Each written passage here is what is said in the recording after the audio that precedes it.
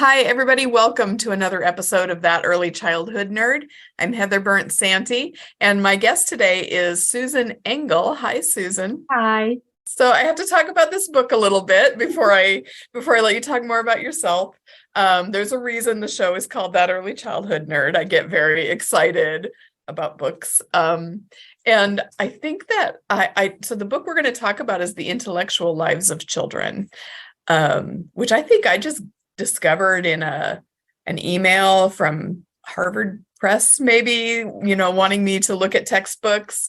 And I'm so excited, so glad I found it. It was so much fun to read, and I'm really looking forward to this conversation. So, Susan, would you please tell folks what you want them to know about you?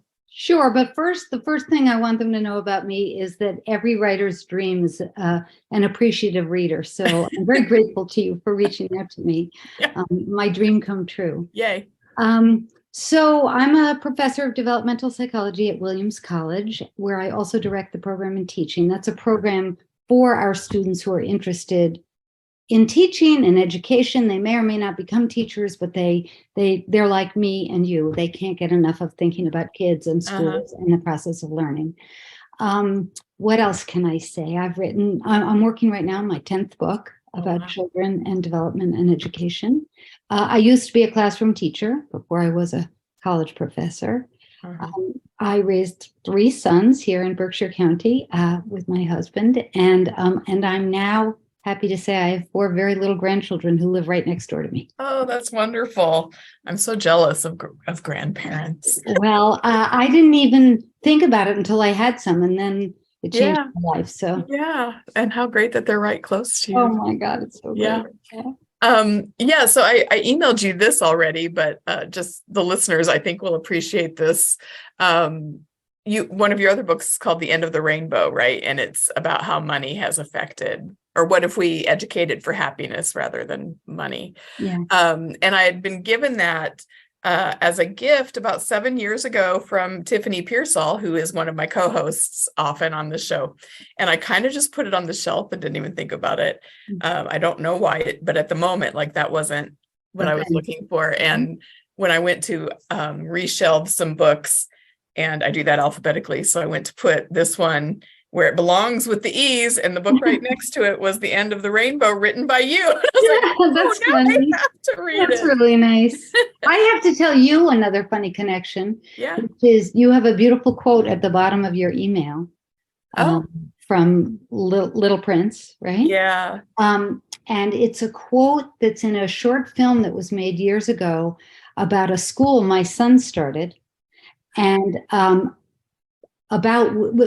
son and I wrote a book about it. So you and I have a lot of points of connection because that quote is in the film that's about that book and about that. It's great. Yeah, it's I don't have it memorized, but for those who haven't gotten an email from me, it's something like, if you want to build a boat, yes, teach people to long for the sea, essentially. Yes, exactly right. That's exactly right. Don't get a lot of people to bring you logs. Teach people to long for the vast and endless sea. Yeah, I love it.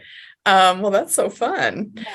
So we've got 4 points, I guess, 4 quotes from the book that I'm interested in hearing you talk about, and I know the listeners will be too. But I'm going to start with on page 6. Before this quote, you've been talking about this book grabbed me right away, and then this quote had me but you were talking about being 6 and your mom giving you access to a charge account, and what you really were longing for were books about classic Hollywood, which grabbed me because I also lust after books about classic Hollywood. Wow, there you go. And you kind of described that, it wasn't probably very useful information, but you were driven by your interest. And then you said, I was an intellectual sybarite.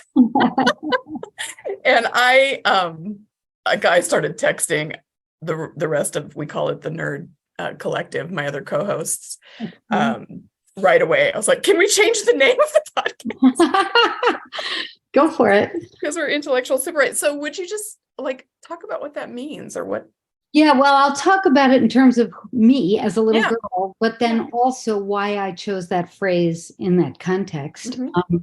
So that section that you're talking about, as you know, starts with me getting access to two charge accounts my mother had. One was at the bookstore, and I was given free reign there, and that sent a very big message to me. Mhm. Can't have too many books. Yeah. Books are not a luxury, they're a necessity. Uh-huh. Wonderful for you. But to underline the sybaritic part, she also gave me a charge account to the little tiny general store in the farm town where I lived. And what I liked to go and charge there was candy. And I do have a tremendous sweet tooth even now, but I also loved knowing about candy. I loved all the names of candy and the types. I was the kid who at Halloween sorted my candy using various schemes to organize it. And so I am that kind of person that loves to collect knowledge. And the point I was making, the reason I chose, and always not always about useful things. Mhm. So movie stars, glamorous movie stars, candy. A lot of my sort of passionate collections of knowledge as a child were not particularly useful. They weren't useful to others, like that I would solve a problem for them, nor were they useful to me in the more conventional sense of helping me get a good grade or anything or impress anybody. I wouldn't impress anybody with knowing a lot about Hedy Lamarr or Clark Gable, but it just felt so good. Mhm. And knowing about things felt as good as eating candy to me. And the reason I use that expression so deliberately there is there's a sort of puritanical attitude towards knowledge these days, especially in school settings, where the whole discussion is, do you need it or do you not need it? I was just reading a wonderful piece by someone I admire a lot, Alfie Cohen, about Oh yes, we're how big fans of forgettable Alfie. information is. And you'll hear so much talk from educators in recent years about how it's not how many facts you know. I have said this myself. It's your ability to think. But I actually no longer think that. And writing this book, The Intellectual Lives of Children, is what got me to change my mind, which is a love of knowledge comes naturally to all of us in early childhood. And I wrote about that, as you know, in the first part of the book. And the reason to get people to love knowledge is because you can't think good thoughts without it. Now, that doesn't mean it's worthwhile to force everybody to learn the same facts. And certainly memorizing facts is not the same as having knowledge. Yeah. But I use the expression sybarite because in its origins, and certainly in school in the early years, it's a pleasure, not a duty to acquire information. Mhm. Of course, it has to be something you want information about. And that's the challenge for teachers, that's not easier said than done. It was one thing lounging around in the bookstore or my bedroom with my pile of candy. Can you bring that to school? That's another question. Mhm. Yeah, it certainly seems like current climate is, it's been this way a while, but it seems to be really intensifying that our especially in the United States, our attitudes about learning are pulling us further and further away from that. We say learning, we mean school and compliance and memorizing facts, but not necessarily that intellectual piece. I love and maybe you mentioned this, Lillian Katz has had an article about the difference between academic skills and intellectual skills. Yes, absolutely. It's along those same lines, exactly. Yeah. Okay, well, let's see. So then a little bit later, you say, of course, there's context leading up, but the quote is, shouldn't we figure out what kinds of ideas children have early on? And then wouldn't it be smart to identify the experiences that would fan the flames of such intellectual activity? So how is that different from the narrative that we have now, that we want to instill a love of learning in early childhood? And I feel like that's very, what we mean by that generally is very different from what you're saying. Right. I think it goes along with what I was saying before about how puritanical I don't know if that's the right word, but Yeah. sort of severe we've become about our model of learning, that it's drudgery, that it's hard. I have to admit that I think the emphasis now on grit and self-discipline has not done us any favor in this regard. It's a wonderful idea with a lot of valuable research, but it's the wrong emphasis for early childhood, particularly like up to age 9 or 10, I would say, because while it may be very valuable to have self-discipline and to be organized and to be able to concentrate, we have tended to treat interest like a luxury we can't afford, and like ice cream rather than vegetables. And it's the delicious vegetable. I mean, I love vegetables. So, and the trick isn't to bribe your kid into eating bad vegetables. We swear. Okay. Thank you. Yucky vegetables by giving them, a Hostess Twinkie at the end of the meal. But the challenge is to give them delicious vegetables so they love them. So to answer your question, I think we've treated interest in what a particular kid wants to know, their interest in a particular topic or the experiences that might really engage them intellectually, not just for fun and not just to pass the time, but because it really grabs their mind. We've treated that as a luxury we don't have time for. And it's just the opposite.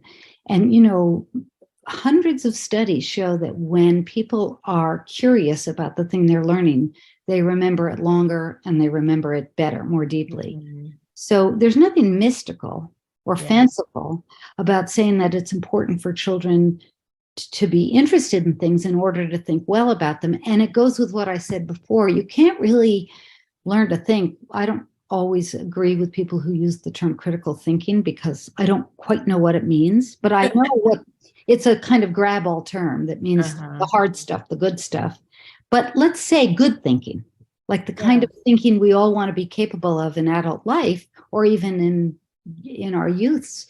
In order to engage in those kinds of thinking, counterfactual thinking, reframing a topic, questioning your data, your information, following logic, making connections, surprising connections or logical connections or both, all of those things require knowledge. So it's actually essential to encourage kids to acquire knowledge and work with knowledge, but you cannot do that if they have no interest in what they're becoming knowledgeable about. So it's not a luxury. It's not a sentimental sort of fantasy. It's the key. Or that's great in theory, but that's not the real world. Exactly. It's like it is the real world. And I'm doing this project now. So this new project is about kindergartens across the country. And I've been all over the country visiting kindergartens. It's the greatest project I ever did. I love it so much. And I've learned so much from teachers and children. But what I see again and again is at that pivotal age, when they're 5, it's such an amazing age. They are hungry for knowledge. And they are so ready to be engaged. So the question is, what should we be doing in schools to make the most of that critical developmental moment? So what do you think we should be doing? Oh my gosh. Well, it's going to sound it doesn't sound formal enough for 2023. It doesn't sound formulaic enough. But I'll still say it and good. Back where you see a flaw or a gap. Kids need to have more conversations in school. Less group activity and more chance for conversations. And it doesn't have to be with a grown-up. With other kids. Kids love to talk to one another. And actually, one of the most fun things I've noticed in these kindergarten visits is that the conversations between children in more open-ended schools, or at least on the playground where all kids have a chance to do it, the conversations they have in April are longer and richer and more reciprocal than the conversations they have in September. So that's awesome. That means growth is happening. But schools should capitalize on that. There should be plenty of time for kids to talk to one another and to grown-ups I mean, that's essential also. But I know that one teacher with 23 kids, or even two teachers with 23 kids, it's hard to have a conversation, a real conversation with each kid every day. So there have to be other ways of building that in. So that's essential. And for one thing, that goes some way towards leveling the playing field between kids who come from different family backgrounds, because families differ a lot in terms of how much they have conversations at home and how far-ranging and rich and open-ended those conversations are. So one way to make up the difference between kids in terms of family background with regard to vocabulary and conversation is to have more conversations in school. And you can't fake it with a formal activity. It has to be real. So that's one thing. Another thing is to give children more opportunities to pursue their own ideas, their own sources of curiosity in school. And like I said, it's not a luxury, it's a necessity. So if I were, doing another round of kindergarten visits where people actually wanted to know what I thought about what they should be doing, it's not the purpose of this project or this book. I'm describing and trying to find patterns and similarities and differences, but I will say that I have the impression that teachers would love to have the chance to encourage kids to pursue the things that interest them. And that doesn't mean let them run wild. Yeah, that's the big disconnect. Yeah. For one thing, every teacher could, any teacher who listens to this episode of your talk, I invite them to sit down and think of one thing that really grabs each student in their classroom. And if they don't know, spend the next few weeks finding out by eavesdropping, by watching, by talking. But when you're going down the list of what you know about the students in your classroom, it's one thing to talk about what their reading skill is or how many numbers they can add or subtract. Do you know what things they like to think about? Yeah. Starting point. And I feel like that's what people think they're doing a lot of times when they're doing like a project approach or an emerging curriculum kind of approach to planning. But I tend to see that more as the same old theme planning in practice. Like, I agree with you. One example that always comes to mind is some teachers, and this was in an article I read, I can't remember how long ago, but teachers had noticed the children really liked playing in the water table with the water wheels. So they turned it into a project about water conservation. It's like, that's not matching their interest. That's not the same. No, and you have to listen to what they say. Yeah. Because different kids could play on the water table and have different, that's the point of your anecdote, and be grabbed by different aspects of it. I told you I have 4 grandchildren. I'm obsessed with them. And my grandson Henry just turned 4, and my granddaughter, his cousin, just is almost 4. So they're very similar in age. And I can bring out the same material, clay, tape. They love taping things. Yes. And I have all this patterned colored tape. But what they do with it is totally different. She's interested in making patterns on a paper and talking about what it represents. And he wants to actually tape things. He tapes my whole house sometimes. So you have to know, you have to be watching, you have to have enough time to observe your students to know what they're going to do with the materials and what they're going to say. I mean, language is the key. Yeah. Yeah. And wouldn't we all be happier? I think we would certainly not be having the same burnout conversations. Oh my God, that's so true. Among adults. I totally agree. I actually was at the dentist this morning, and the hygienist was telling me how hard it is for teachers these days and how sorry she feels for teachers. And I agree. They do one of the hardest jobs in the world. And certainly to me, the most important job in the world. Yeah. But sometimes what I see is not that it's hard. I mean, it is hard. It's hard the way every good profession is hard. It's challenging. Yeah. It takes a lot. You always could get better. But what's really tough is that it can feel dreary and routinized. Yeah. And that's really hard to get my mind around when I think about who, especially teachers of young children, are working with. They're working with kids. They're so interesting. And at least some of the time they're fun. They're not always fun. And some of them have difficult problems that are very vexing. Yeah. But it shouldn't be dreary for teachers. That's Yeah. wrong. It's wrong for the teacher and it's wrong for their students. Right. I have one student in one of my classes right now. So I teach at a community college in Hmm. Indiana, who started the semester in this new class, very excited and really contributing to discussion. And then as the semester has gone on, it's been less and less that she's bringing. And so we just had a conversation last week, and she was like, she loves the ideas, but the like dawning awareness that within her current system, she can't really figure out how to fit that kind of thing in because it's so regimented and she's so watched, that it's making it hard for her to be as excited about the class stuff. And it so discouraging. It's heartbreaking. What age does she teach? 4 and 5 year olds.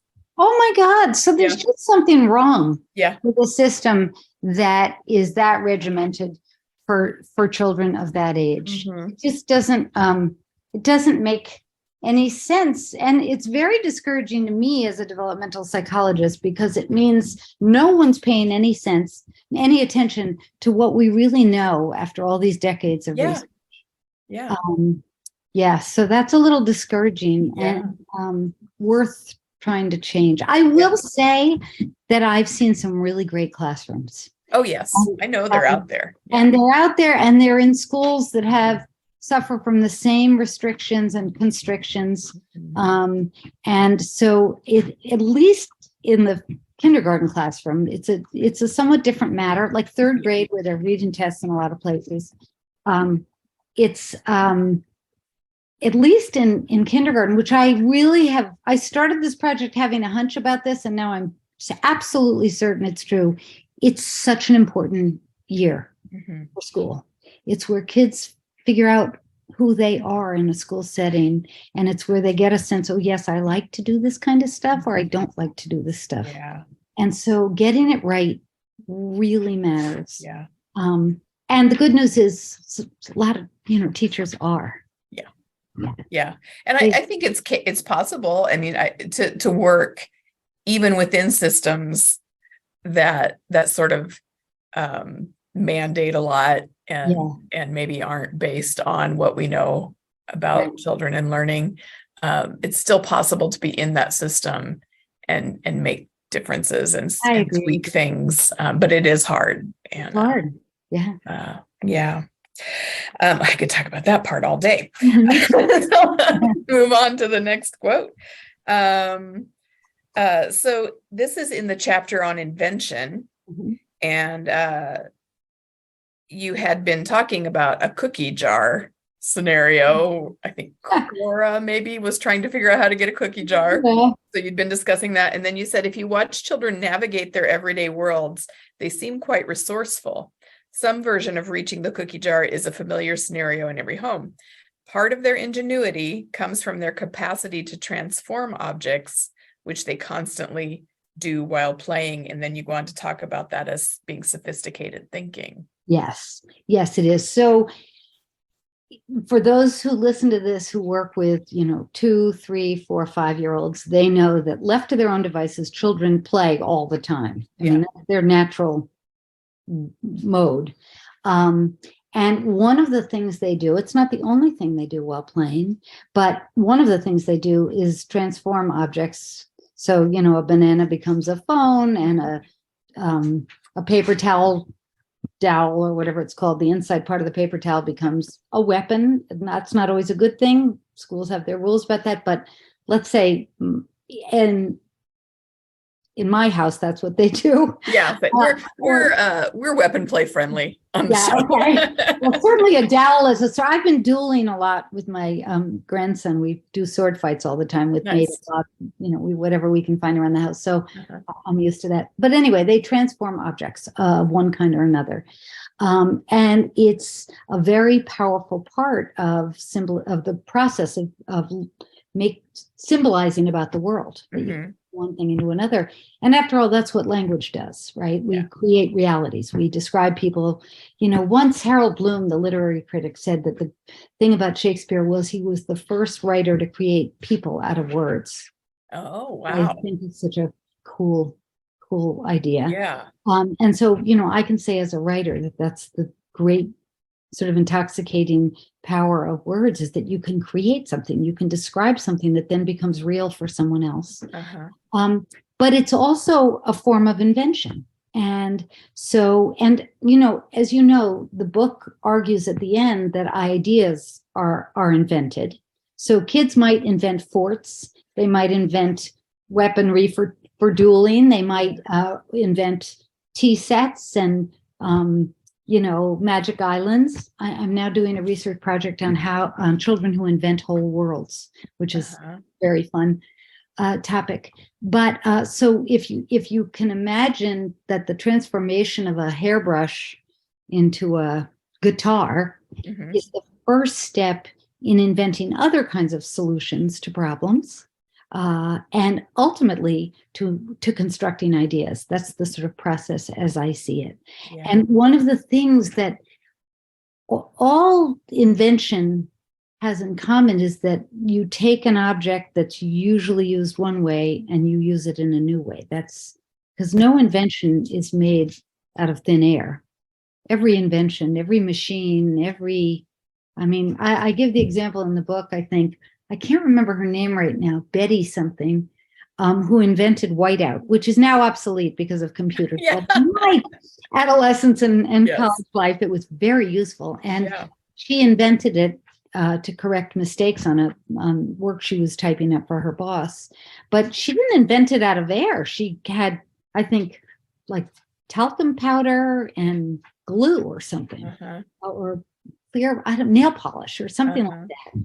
So that's what kids are doing. They're taking familiar objects and using them in a new way. And that's the beginning of the process of invention that leads ultimately, in many ways, to the capacity to form ideas. Yeah. And we look at that and we think, oh, that's so cute. That's so funny. But there's so much depth to it if we really stop and get curious ourselves about it. There's depth to it. And it's the essential thing in adult life. Like, you want to talk about what's practical? Yes, it's practical to be able to, balance your checkbook. I don't even know if anybody does that anymore, but it's practical to estimate your taxes.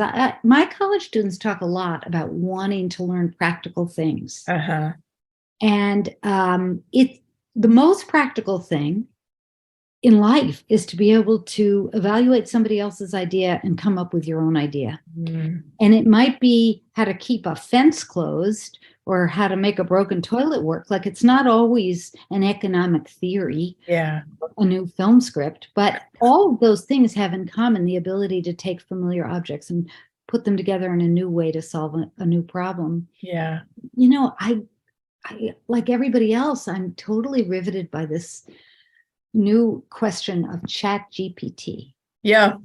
And it's what it may be able to do it at some point, but it can't yet do it, is have a new idea. And even if and when it can do it, we better hold on to our capacity to do it. Like, who would want to farm that capacity out to a machine? Right. So I think the thing that is very much on my mind is getting people to see that this is not just not great for children, like nice or profound or lovely.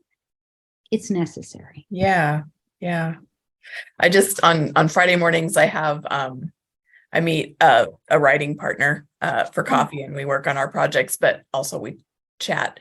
And this morning she was talking about a friend's 4-year-old who asked, do pretend bananas have stripes? Oh my God. Wait a minute, why did she think a banana has stripes? I don't know, but then she wondered about pretend bananas. Do pretend bananas my God, stripes? It's so great. And I thought, oh my gosh, I could think about that all day today. It's so great. So the question is, what did the parent or person she asked that to say back to her? I think she said, well, it's your pretend banana. You have stripes if you wanted to have stripes. Now that's really cute and funny, but I mean, that's the kind of thing where a teacher might say, what made you think of that? Yeah, that's what I wonder is, I want that thought process. Yeah, you want that thought process. And it turns out, from an educational perspective, drawing out that thought process is very valuable. So one of the things I've been thinking about this all the time now, is that one of the differences between people who have more intellectual or academic capacity than other people is they think of thoughts as an object, as something, you can, Aristotle said that the mark of an educated person is their capacity to consider an idea fully without embracing it. Oh, yeah. So in order to do that, you have to know a thought is a something. And kids can think about that. They can talk about where they got an idea or how they got an idea. They can talk about changing their idea. They can talk about what else they need to make their idea better. And that's a really interesting thing to track when you're listening to people have conversations with kids. How they know what they know. That's another piece of it. Sort of treating knowledge like a something. Yeah. And I think that's where the idea of a teachable moment can interfere, because we might take that as a moment to teach about the color yellow, or a moment to teach about facts about bananas, instead of a moment where we can draw them out a little bit. Exactly. Drawing them out rather than putting something in. Yeah. I know this seems strange what I'm doing, but I'm going to get my dog out of trouble. Do you have time for one more quote? I do, if you don't mind a roving interviewee. Nope, that's fine. So this is still from the invention chapter, and you're describing an experiment where they asked children to solve a problem. They're trying to pull something out of a jar. Remind me. I'm looking. I didn't prepare that part enough. This is a fascinating pod, but my listeners are not new to this.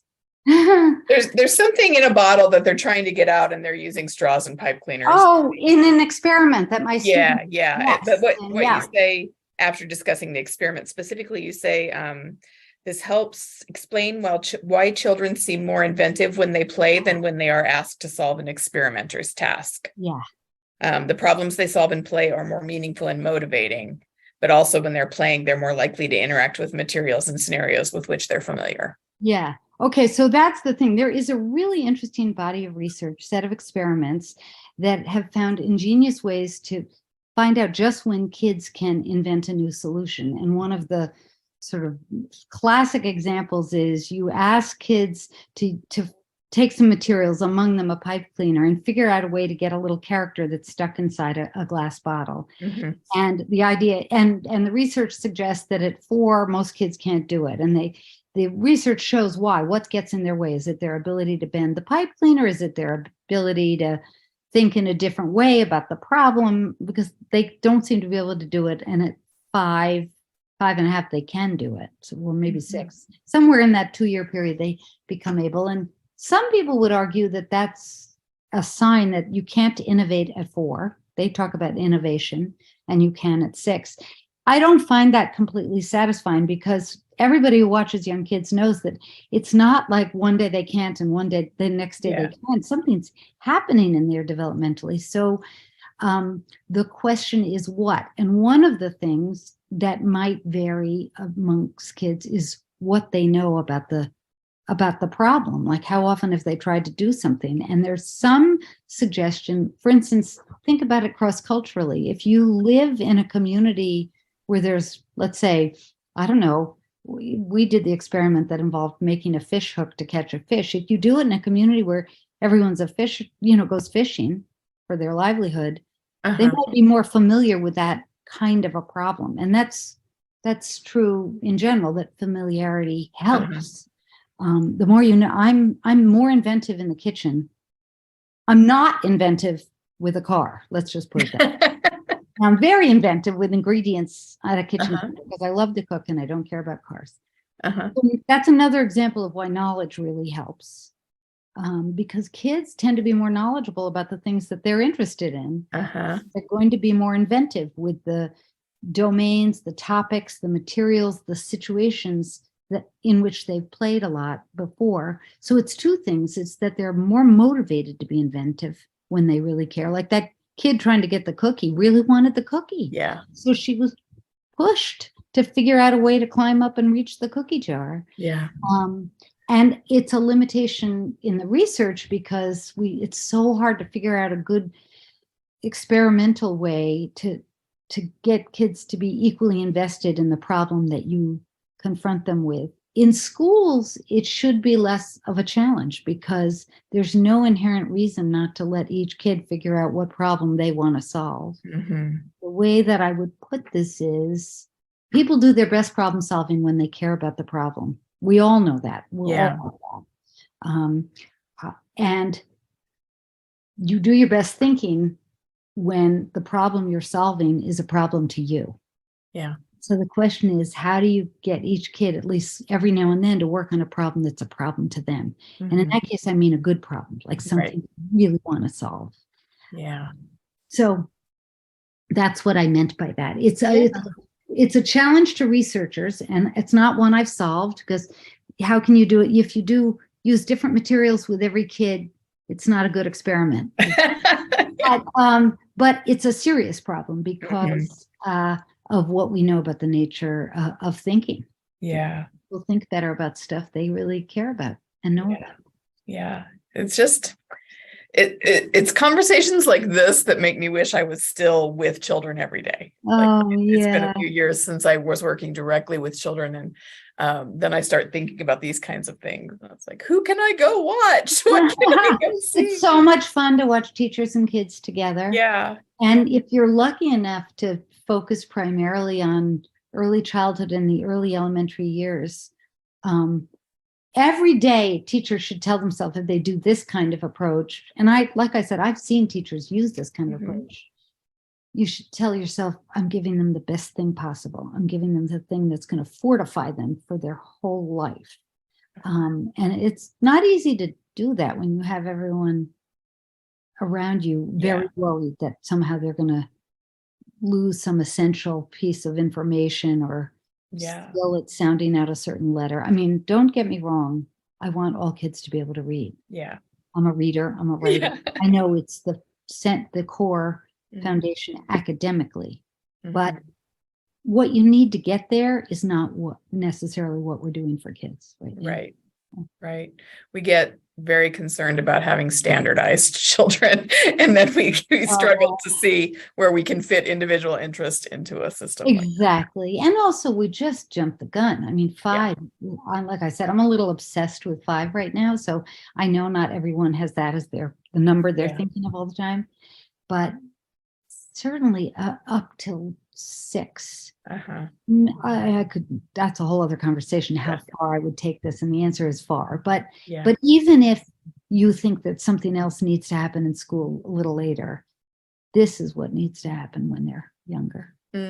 Yeah. Well, thank you so much for this conversation. And you're welcome. I'm about to go put a lot of your books on my Amazon wish list now that I know there's 10 of them out there. That's super nice of you. And it's lovely to talk to you. You have great so again, I guess I'll just tell people again that the name of the book is The Intellectual Lives of Children. And you are Susan Engel. And I just appreciate this a lot. Is there any last thought that you'd like to? No, keep doing what you're doing. Oh, thank you. I'm going to. That's my plan. That's great. And I would just say, I think if there are teachers who listen to this, they should know that they're loved. Yeah. They're loved and admired, and not just by the parents of their own students. There are a lot of us that love and admire what they do. And probably, I guess it's our job to get the word out to more people about just how complex and valuable that work is. Yeah. Thank you for that. That's a lovely ending thought. And thank you, everybody, for listening to another episode of That Early Childhood Nerd. We'll be back next week.